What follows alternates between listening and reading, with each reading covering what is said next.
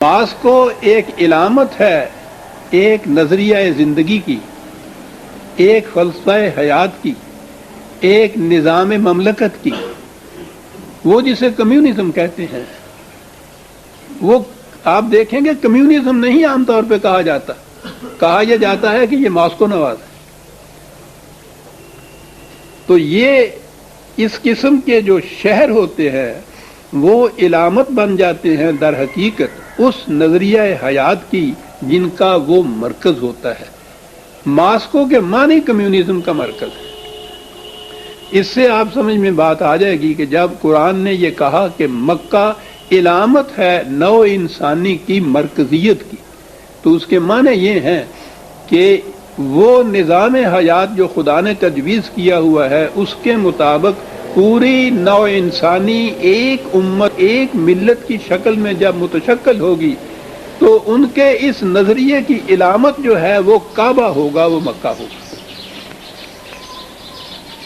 یہ ہے کعبے کی حیثیت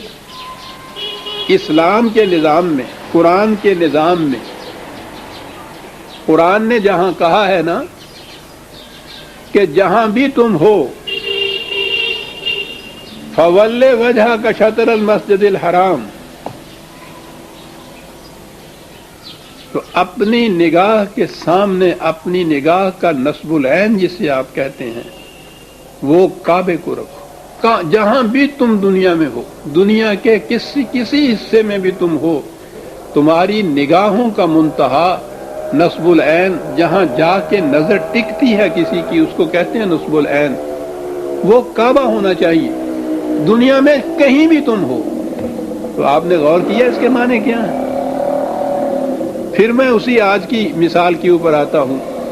امریکہ میں بھی کمیونسٹ ہے تو اس کی نگاہ ماسکو پہ ہوتی ہے، اگر وہ افریقہ میں ہے پھر بھی اس کی نگاہ ماسکو پہ ہوتی ہے۔ ہندوستان پاکستان میں دنیا کے کسی خطے میں بھی اگر وہ ہے وہ کمیونسٹ، وہ ہم کہیں گے اس کی نگاہ ماسکو پہ ہوتی ہے۔ ماسکو وہ مرکز ہے جو اس کے نظریہ حیات میں ایک جامعیت کی حیثیت رکھتا ہے، اس کی نگاہ ماسکو پہ ہوتی ہے۔ معنی یہ ہے اس کے کہ وہ اپنی نگاہ کمیونزم پہ رکھتا ہے۔ تو قرآن نے جو کہا ہے نا کہ تم دنیا کے کسی خطے میں بھی کیوں نہ ہو اپنی نگاہ کا نصب العین کعبے کو قرار دو، تو اس کے معنی یہ ہے کہ یہ نظام جو خدا کی طرف سے دیا گیا ہے قرآن کا نظام، اس نظام کا مرکز محسوس، اس نظام کا مانوی مرکز تو قرآن ہے، اس کا مرکز محسوس جو ہے وہ کعبہ ہے۔ تو کہا کہ جہاں بھی تم دنیا میں ہو اپنی نگاہ کا منتہا نصب العین کعبے کو رکھو، یعنی اس نظام کو رکھو جس کا محسوس مرکز ہم نے کعبے کو قرار دیا ہے۔ اور ضمناً بات آ جاتی ہے جب پھر دین مذہب میں بدلتا ہے تو پھر یہ جو قرآن کا ارشاد تھا عزیزان من 1400 سال پہلے اس قسم کا نظام دینا اور اس میں یہ تصورات دینا، دنیا کی تاریخ میں کہیں آپ کو یہ بات نہیں ملے گی۔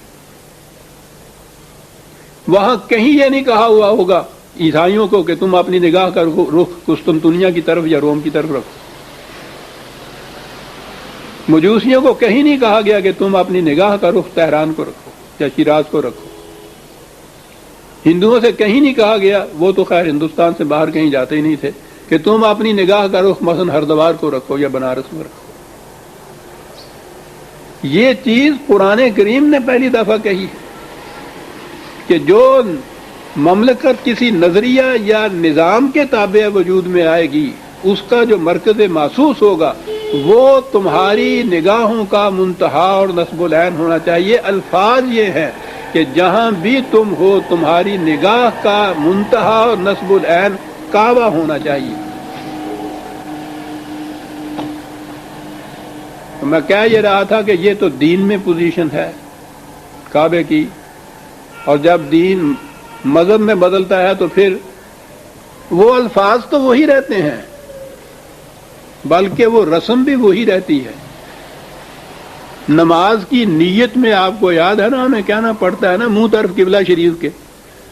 بس اب وہ قبلہ شریف کا صرف یہ مقصد رہ گیا ہمارے کہ نماز کے لیے کھڑے ہوں تو وہ جو ہے نا 4 رکعت نماز فرض اور نماز وقت ظہر کا اور پیچھے اس امام کے منہ طرف قبلہ شریف کے اللہ اکبر، رسمی طور پر یہ الفاظ ہم بول دیتے ہیں، اس کی پابندی بھی اتنی ہوتی ہے کہ رخ تمہارا صحیح نہیں ہوا نماز میں، مسجدوں کا رخ قبلے کی طرف کرنے کے لیے بڑی احتیاط برتی جاتی ہے، لیکن یہ صرف مسجد کا رخ، نماز میں آپ کا منہ قبلے کی طرف، بس اتنا ہی رہ گیا۔ وہ جو ایک نظریہ حیات، ایک نظام زندگی کا مرکز، ایک خدا کی کتاب کی عطایت کا مرکز محسوس، وہ کہیں تصور باقی نہیں ہے۔ ساتھ کی مسجد والا بھی یہی کہتا ہے منہ طرف قبلہ شریف کے، اس مسجد والا بھی کہتا ہے منہ طرف قبلہ شریف کے، دونوں کو نمازیں الگ الگ ہوتی ہیں، صرف منہ طرف قبلہ شریف کے ان سب کا مشترک رہ گیا۔ رخ کعبے کی طرف، قلب اور نگاہ کا مرکز اسے ہونا، یہ کہیں باقی نہیں۔ یوں مفہوم بدلتا ہے مذہب میں آ کے، رسم وہی رہتی ہے، الفاظ وہی رہتے ہیں، لیکن اس کا مفہوم بدل جاتا ہے۔ مسلمانوں کی مملکتیں اتنی ہیں، ہر ایک کا اپنا اپنا نظام ہے، اپنے اپنے ضوابط قوانین ہیں، اپنی مملکتیں ہیں، ایک دوسرے کے ساتھ جنگیں بھی ہوتی ہیں، لڑائیاں ہوتی ہیں، برسوں تک بھی چلتی ہیں، دونوں جب نماز میں کھڑے ہوتے ہیں تو منہ طرف قبلہ شریف کے دونوں کہتے ہیں۔ بس قبلہ شریف کا اتنا ہی رہ گیا مقصد اب کہ الفاظ کہہ لیے یا نماز میں واقعی اپنا منہ جو ہے، رخ جو ہے نماز میں صرف قبلے کی طرف کر دیا سر۔ وہاں مقصد یہ تھا کہ منتہا تمہارا جو ہے نگاہوں کا وہ اس نظریہ حیات کے مرکز محسوس کی طرف ہونا چاہیے جس کے تم پابند ہو، خواہ تم دنیا میں کہیں کیوں نہ ہو۔ اقبال کی مثال بھی بڑی جامع ہوتی ہے، اس امت کے متعلق کہتا ہے، کیا خوبصورت مثال ہے، یہ پرندے سارا دن ان فضا کی پہنائیوں میں اڑتے رہتے ہیں، سینکڑوں ہزاروں میل کی مسافت طے کرتے ہیں فضا کے اندر سارا دن، اپنے آشیاں سے معلوم نہیں کتنی کتنی دور یہ چلے جاتے ہیں، پھر کوئی سڑک نہیں ہے، کوئی سگنلز نہیں ہیں، کوئی اشارات راہ نہیں ہیں، لیکن شام ہوتی ہے تو وہ سیدھے اپنے آشیاں کی طرف آ جاتے ہیں۔ کہتا ہے اس امت کی کیفیت یہ تھی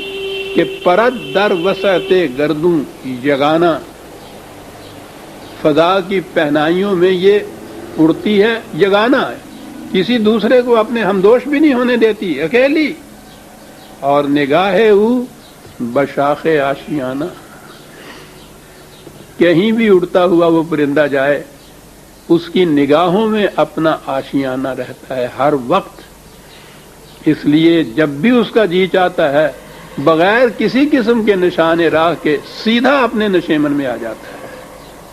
یہ تھا مقام کعبے کا۔ اب یہاں سے یوں بات سمجھ میں آ جائے گی کہ مدینے میں سب کچھ حاصل ہے، مملکت حاصل ہے، حکومت حاصل ہے، اور اس کے بعد تو پھر مدینے کی اپنی آبادی بھی وہ تھی کہ مسلمانوں پر مشتمل تھی، کسی غیر کا اس میں عمل دخل کوئی نہیں تھا، یہ سب کچھ حاصل، لیکن اس کے باوجود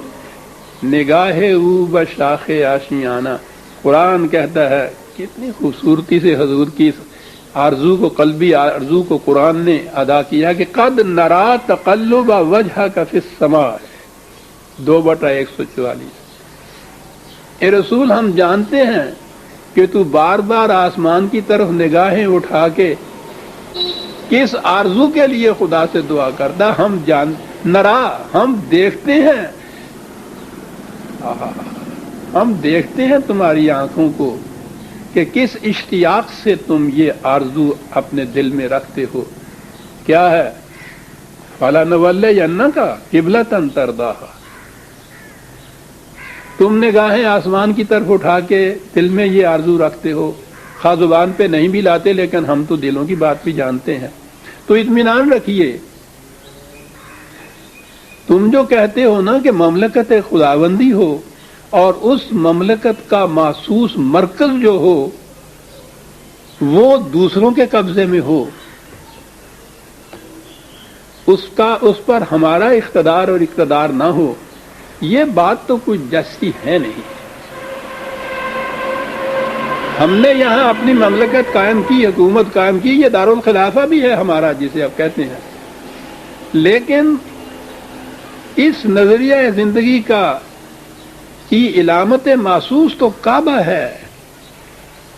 تو ہماری مملکت اس نظریہ زندگی کے اوپر تو استوار ہو اور اس کا مرکز محسوس جو ہے وہ غیروں کے قبضے میں ہو۔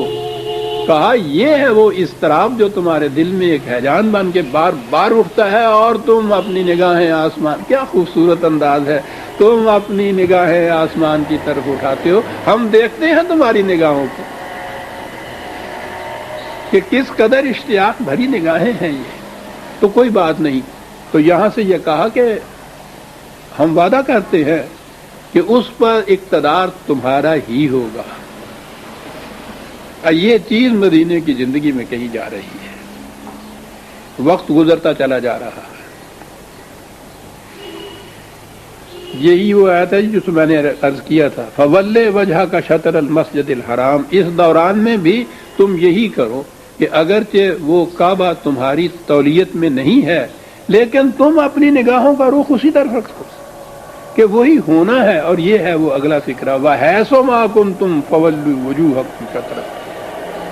دنیا کے کسی گوشے میں بھی تم کیوں نہ ہو اپنی نگاہوں کا رخ اسی سمت کو رکھو۔ یہ ہے توحید عزیزان من، محسوس توحید یہ ہے، حکومت صرف ایک خدا کی کتاب کی، مملکت کا قیام اسی نظریہ کے اوپر، اور اس کا مرکز محسوس کعبہ، ہر فرد جتنے بھی ہیں تمہارے ہاں خدا پر اور قرآن پر ایمان رکھنے والے، ان کی نگاہوں کا منتہا یہ کعبہ ہو، کہیں بھی دنیا کے کسی گوشے میں تم کیوں نہ ہو اپنی نگاہوں کا رخ وہی رکھو، تم منتہا اور نصب العین وہی ہونا چاہیے۔ تو اب کعبے کی اہمیت ذہن میں آ گئی ہمارے، کیوں بار بار حضور کی نگاہوں کا رخ آسمان کی طرف اٹھتا تھا، اس آرزو کو قلب میں لیے ہوئے کہ کعبے پہ تولیت تو ہماری ہی ہونی چاہیے، اور خدا اس کا وعدہ کرتا ہے کہ یہ ہوگا، ہم کر دیں گے۔ یہ جو میں نے عرض کیا نا کہ اب سورہ فتح جو ہے اس اعتبار سے بڑی عظیم ہے، اس میں یہ بات آئی ہے، ہجرت کے 6 برس گزر گئے، ابھی مسلمانوں پر حج فرض نہیں ہوا تھا، حج تو سن 9 ہجری میں فرض ہوا ہے پہلی دفعہ، لیکن عرب مسلمان تو خیر بات کی بات ہے، مشرک عرب بھی صرف عرب ہونے کی حیثیت سے وہ بھی کعبے کو اپنا مرکز مانتے تھے اور وہ حج کیا کرتے تھے۔ یہ اصل میں ملت ابراہیمی کے اتباع میں یہ کیا کرتے تھے۔ حضرت ابراہیم علیہ السلام نے اپنے بیٹے حضرت اسماعیل علیہ السلام کو یہاں بتایا تھا، یہ حجاز کے یا کعبے کے گرد کے مسلمان، یہ قریش وغیرہ جو تھے، یہ انہی کی نسل میں تھے، کعبہ انہی کا تعمیر کرنا تھا۔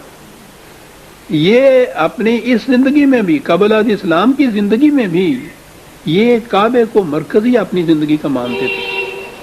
کعبے کی بڑی اہمیت تھی ان کی نگاہوں میں، اور یہ کعبے کے متولی ہونے کی جہت سے قریش کی بڑی اہمیت تھی عرب کے دیگر قبائل میں۔ تو یہ حج بھی کیا کرتے تھے، عمرہ بھی کیا کرتے تھے، اور حج کے ایام میں تقریباً 1 مہینے تک یہاں میلے لگا کرتے تھے، لیکن وہ حج یہ نہیں تھا جو قرآن نے تجویز کیا ہے کہ یہاں پہنچ کے تم خدا کے احکام پہ قربان ہو جانے کے اپنے وعدے کی تجدید کیا کرو،